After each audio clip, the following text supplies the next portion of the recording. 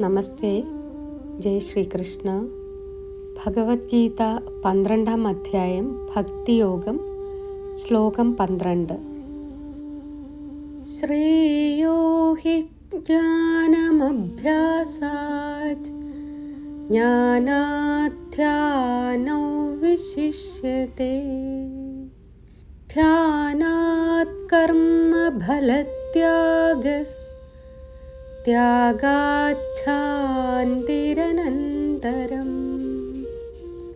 അഭ്യാസത്തേക്കാൾ ജ്ഞാനം ശ്രേഷ്ഠമാണ്. ജ്ഞാനത്തേക്കാൾ ധ്യാനം വിശിഷ്ടമാണ്. ധ്യാനത്തേക്കാൾ ഉത്തമമാണ് സർവകർമ്മഫലത്യാഗം. സർവകർമ്മങ്ങളുടെയും ഫലം ത്യജിക്കുന്നതിലൂടെ ശാന്തി അനുഭവിക്കുന്നു. ഭഗവാൻ ഇവിടെ ആത്മീയ വളർച്ചയുടെ പടവുകൾ വ്യക്തമാക്കുന്നു. അഭ്യാസം, ദൈവചിന്തയിൽ സ്ഥിരത നേടാൻ ശ്രമിക്കുക. ജ്ഞാനം, ദൈവത്തെക്കുറിച്ചുള്ള ശരിയായ ബോധം നേടുക.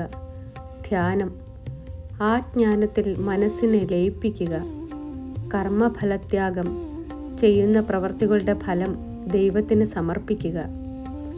ഏറ്റവും ഉന്നതമായത് ഫലത്യാഗമാണ്. കാരണം ഫലത്തോടുള്ള ആസക്തിയാണ് മനസ്സിൽ അശാന്തി ഉണ്ടാക്കുന്നത്.